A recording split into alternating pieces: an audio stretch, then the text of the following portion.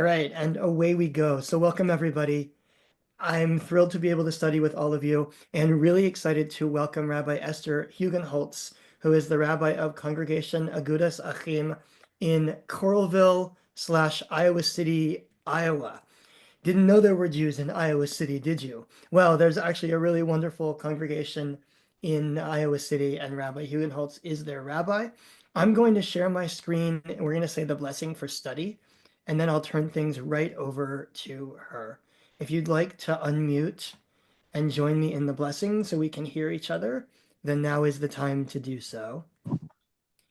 Baruch atah Adonai Adonai, Eloheinu Eloheinu melech melech haolam haolam, asher asher kitshanu kitshanu b'mitzvotav b'mitzvotav, v'tzivanu v'tzivanu la'asok la'asok b'divrei b'divrei Torah, which means blessed is the Eternal whose mitzvot make us holy and who commands us to immerse, to engage in words of Torah.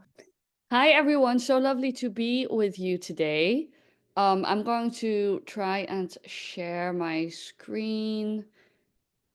Share my screen. There we go. And this takes us to the Safari sheet that I'm going to be using. I know we only have half an hour, and that is not enough to discuss the entire book of Jeremiah. So I have included in my source sheet some biographical and theological detail that you can read at your own pleasure if you want more context for who Jeremiah was. But Jeremiah basically kind of has a bad rap. He is seen as like a prophet of doom, right? We have it in the English language, Jeremiads. He's seen as dour and difficult. And we're going to kind of redeem, pun intended, because redemption is a theme of this, redeem his character a bit and his teachings a bit. So, like, if you have any thoughts about who Jeremiah was or any associations, feel free to put them in the chat. Like, what if you think of Jeremiah, like, what do you think of immediately off the cuff? And then, well, I'm going to encourage you to read this on your own in just a very brief recap. Jeremiah lived through a difficult time in Israelite history in 627 BCE. His ministry started, and he saw kind of the fall and the exile under the Babylonian emperor Nebuchadnezzar. So Nebuchadnezzar invaded, the first temple was destroyed, and then exiled the elite and the priestly class, the kind of the ruling class, to Babylon. And Jeremiah was faced with the question, I wouldn't say the first time in Jewish history, because Jewish history and even biblical history is replete with wanderings. But certainly in terms of kind of the fall of centralized authority in Jerusalem and how to survive in diaspora. And so we see this really as a turning point in Jewish history where Judaism has to articulate a vision beyond its mere connection to a land and a temple and a kingdom. And so how can we do that? When everything seems broken around us, how can we still root ourselves in resilience and hope? And I think Jeremiah can teach us a lot. This would become a repeated theme in Jewish history, of course.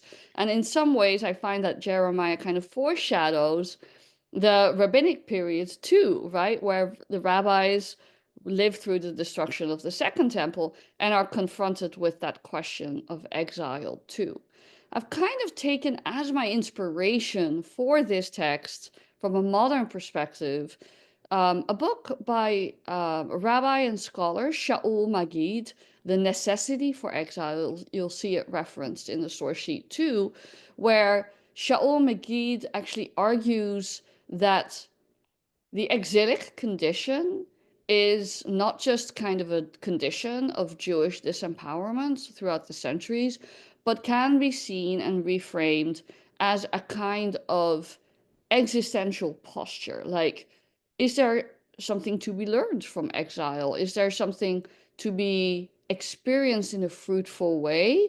of being part of a larger context, even if that larger context is really difficult. And I don't know about you, but I know for myself that, of course, we're living through very tense times at the moment. And, you might also be struggling with that question. So, if you would like to share maybe one sentence um, about how you see your place in the world, either positively or negatively as a Jew. How do you see your place in the world as Jew in the moment? Has that changed? Has that changed since October 7th or before or after? Has that changed with current politics? Or is there something you tap into to keep you strong and resilient and hopeful in this time? So, how do you see your place in the Jew? I look forward to your answers in the chat. Um, and Rabbi Micah says, my oldest son is Jeremiah. So that's an awesome name. Yeah, so, revisiting that prior question, right, of our associations with Jeremiah. Susan says doom. Um, Wasn't Jeremiah a bullfrog? Um, I feel like I'm missing something here as an immigrant. Is this like a little like a linguistic joke? Please explain it to me, Bob, in the chat. But you're getting a lot of laughs, so yeah. Um, Good friend of yours. um, Walking a tightrope, right? So this is probably in response to the question of how do you see your place? Walking a tightrope. And I think that's actually very apt for Jeremiah because he was also walking a tightrope. So keep your comments coming, please, and we will dive into the text. Um, so Bob says, since October 7th, even more responsible to try and repair things. That's beautiful. I feel that too. And Rabbi Micah says, the world feels precarious right now. It's hard to be optimistic. Okay, so we're going to scroll down through the biographical details. Interesting to know that Jeremiah was a prophet for a long time, over 40 years, the longest serving prophet in the Hebrew Bible. So, we got our money's worth out of him. Um, so let's start with our source texts. And the source texts, oh, let me move this box. There we go. The source text is actually, you know, it's a long book, but I'm focusing on a tiny snippet from chapter 29. So, chapter 29 is a letter, and it's a letter that Jeremiah sends to, the exiled ruling class. And, when we think about kind of the comforts that we are used to, right? I mean, we may not be part of the ruling class, but many of us may be part of the middle class, right? And so we rely on things to remain static and stable and comfortable, and we have something to lose in our current predicament. And so did the ruling class, right? The peasants in ancient Israel, in ancient Judea, well, they always had it coming, right? But think about the positionality of these people who had real tangible privileges and benefits in their lives and who trusted things to remain constant for them and then lost that almost overnight, and how discombobulating that must have been for them. So Jeremiah vocalizes God's will. He's, the mouthpiece of God. And he says, thus says God of hosts, Adonai Tsevaot, the God of Israel, to the whole community that I exiled from Jerusalem to Babylon. And this question is more for your own thinking process. Like, what do you see the difference between the God's eye perspective and the human perspective? Between, the historical reason for why the community may have been exiled vis-a-vis why God, in God's own reason, through Jeremiah, might have exiled the community, and what are the differences in those experiences? So immediately right off the bat, Jeremiah says something really interesting. He doesn't say, "Woe is me, you are all having a really hard time right now," or "everything is lost," or "we are all doomed." He says, "Benu batim, ושבו, וניטעו גנות, ואכלו את פיר, Piran. So build houses and dwell in gardens, or plant gardens, dwell in them. Sorry, build houses and dwell in them, and plant gardens and eat their fruit, which is kind of a remarkable piece of advice when you're feeling itinerant and insecure. What is the thing you should do? It's actually root yourself, and that's why I called this session rooting. Until this moment, Israelites and Jews had enduring strong ties to the land of Israel. How do you think Jeremiah's audience reacted to this advice? How does rooting yourself in resilience and building for the future sit with you in this time of precarity? And I'm, inviting you to be honest and authentic. You don't have to say, well, that's really inspirational. You can also say, well, this actually kind of angers me. Like, hello, how can we be saying this at this time? So, whatever your reaction is to this text, I would love to see it in the chat. And meanwhile, I'm going to um, look at some of the comments. So Bob Hammer explains to me that the bullfrog reference is to a folk song. Well, see, that's why I didn't get it. So Bruce says, as a Jew today, I feel like I'm one of the figures floating in the air of Chagall's paintings, rootless, disconnected from where I used to feel at home, both in the US and in Israel. It's very disconcerting to say the least. That is such a beautiful and powerful and also kind of surreal image, which kind of matches the surreal times that we are living in. Like, where do we orient ourselves to? Our bearings a little bit scrambled right now? Susan says discombobulated is definitely how I feel now. Rabbi Micah says it's hard to think about rooting oneself in a time when the country most of us live in or may not be a free place in the near future, right? Exactly. So, like, I actually think a close reading of the text can help us break that impasse, right?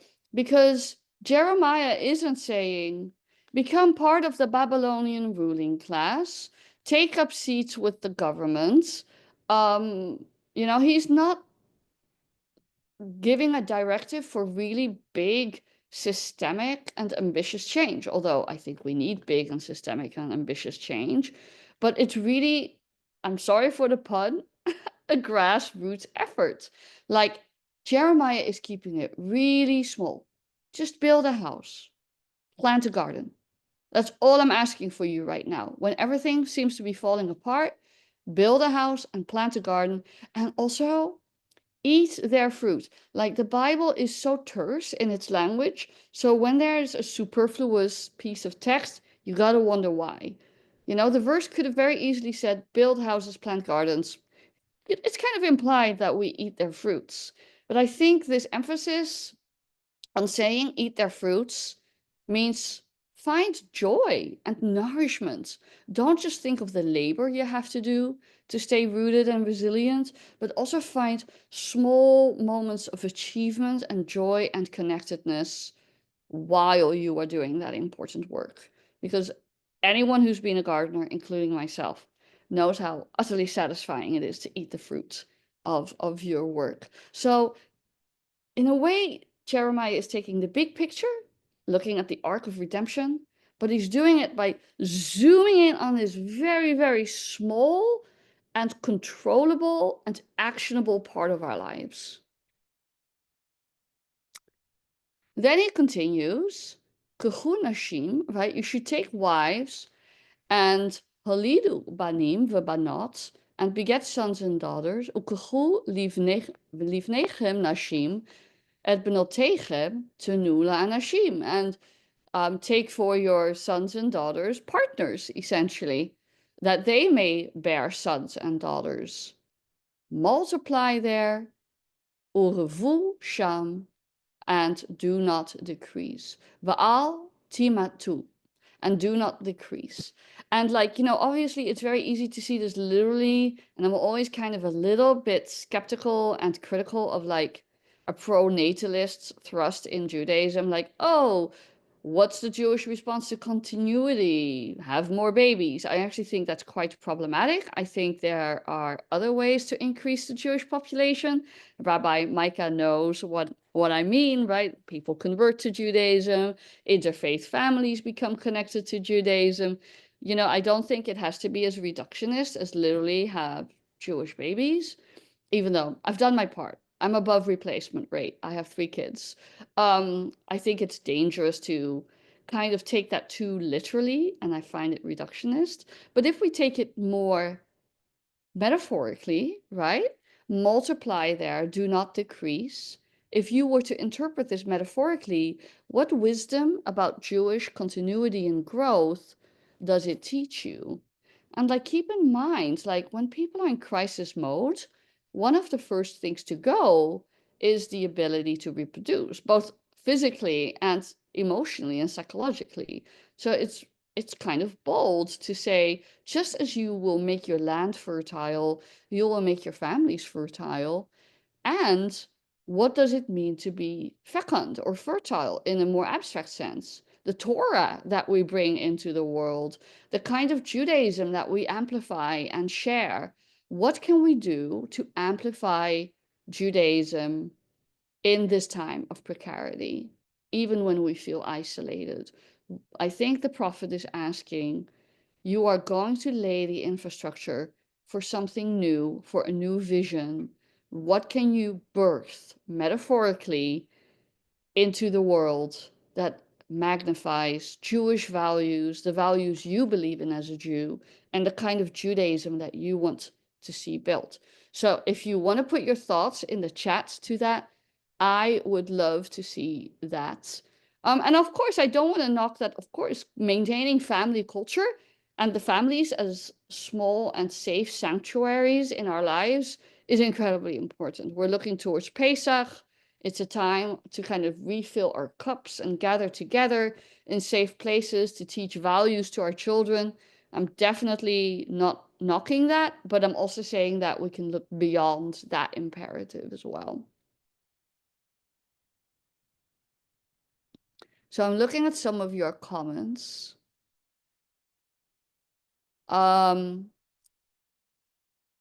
Alfred said, getting rooted in the current situation seems to be a good advice, but it's difficult to do. I think of the advice, do one thing and do it well.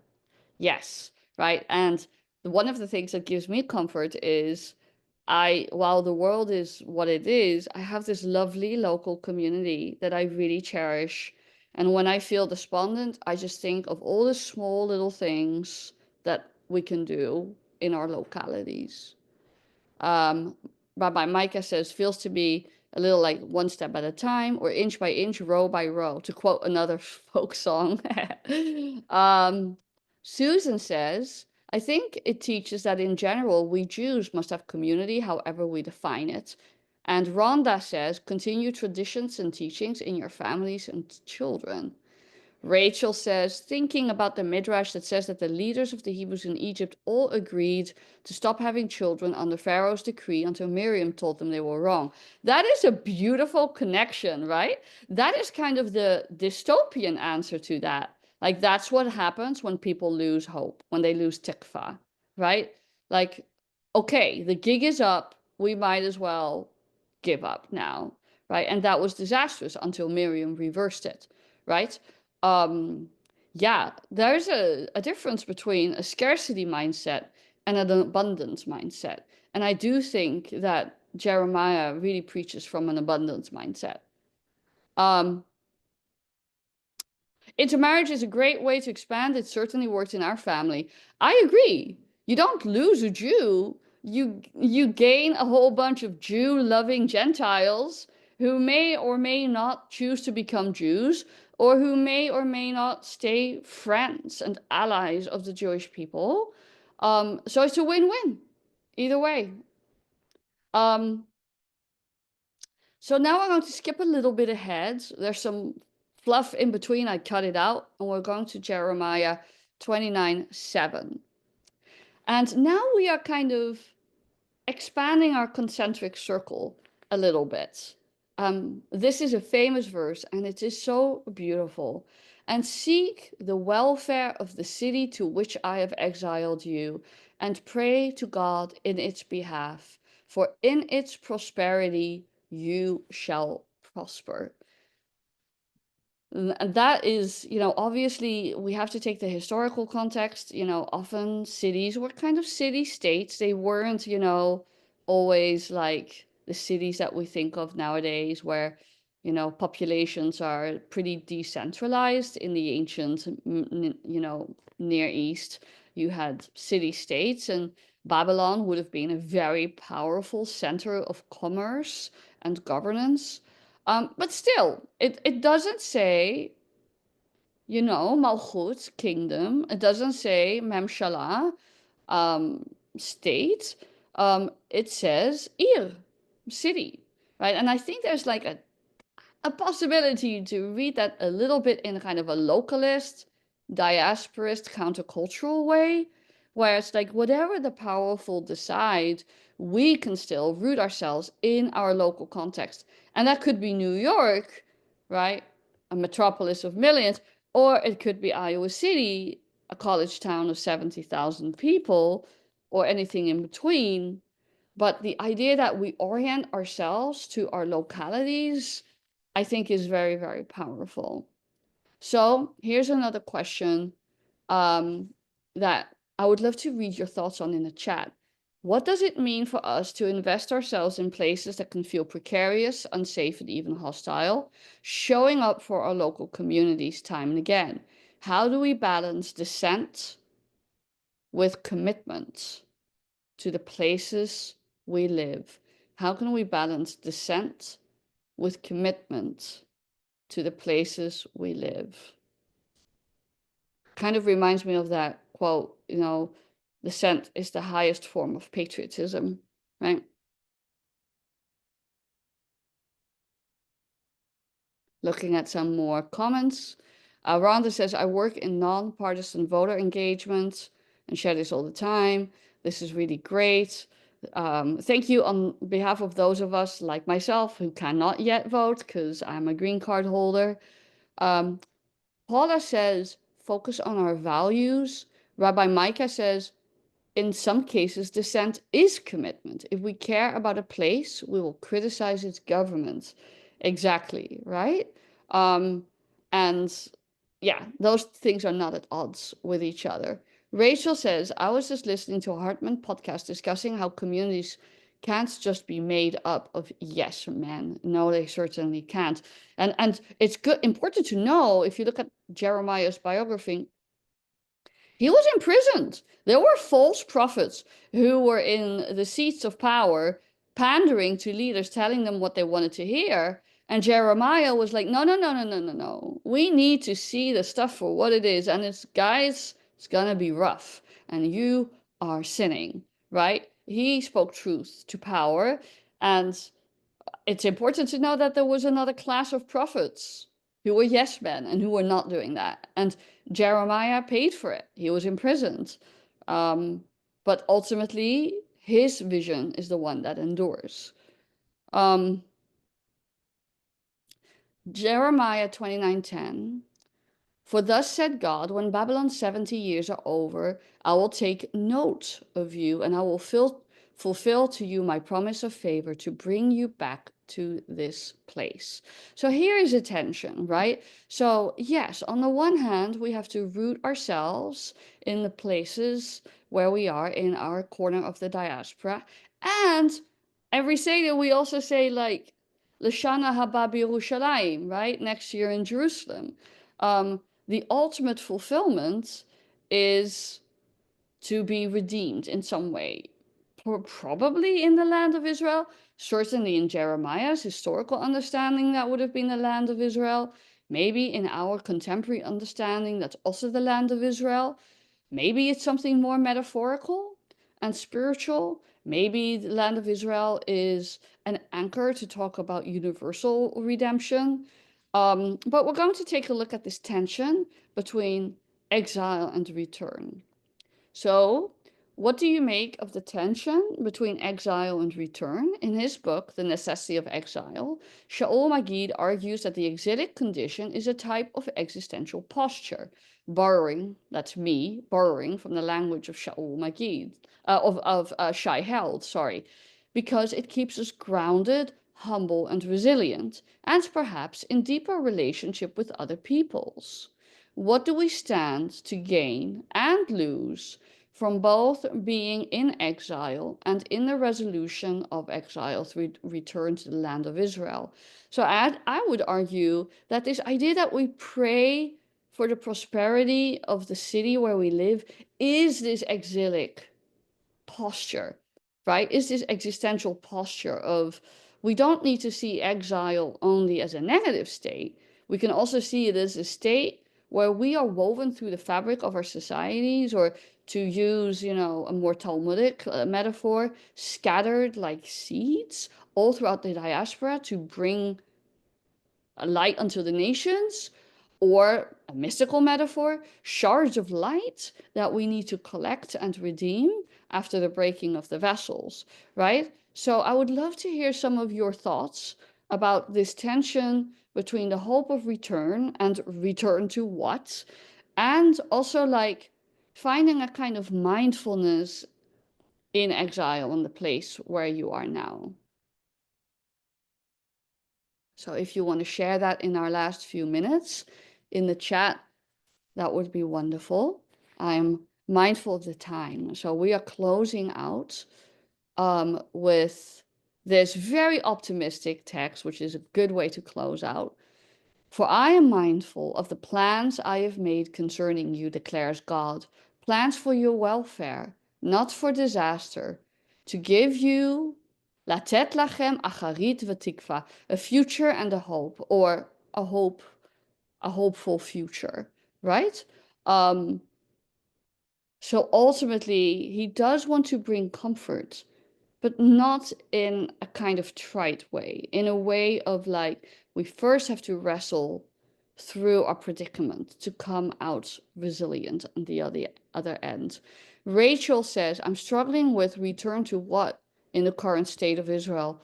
You and me both, Rachel, right? And that's why I think it's okay for us to kind of reclaim these metaphors in the diaspora and define on our own terms what our relationship is to the land of Israel and to the state of Israel, which are different entities, and the people of Israel, which is again a different entity. I think the conflation of state power with our spiritual connection to the land um, has has some challenges at this time.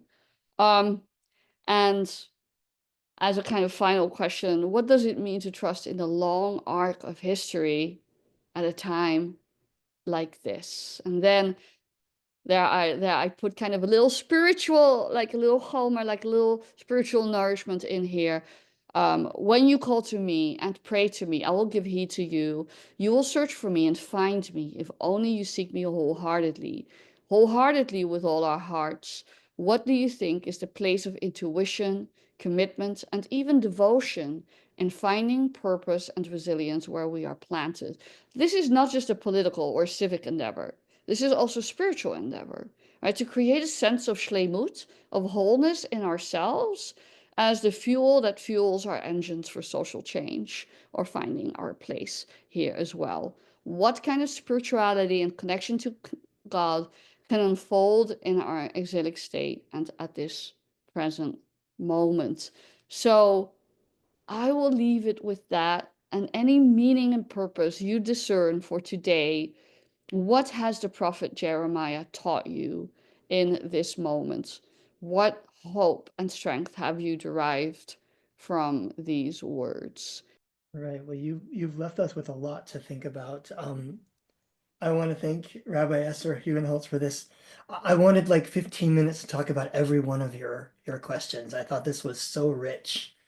And I think You've left us all a little speechless, just thinking about these very important issues and the way that Jeremiah encourages us to to be rooted, but also to dream about a better future at the same time. So thank you to Rabbi Hugenholtz. Thanks everybody for being here. Next week we are studying with Rabbi Rachel Bregman. Again, she's taught Tikva through text before. She's a wonderful teacher, so I hope you'll come back and join us. I wish you an early Shabbat Shalom, and I look forward to seeing you all next week. Take care, everyone. Thank you for joining me today. It was a pleasure. Thank you.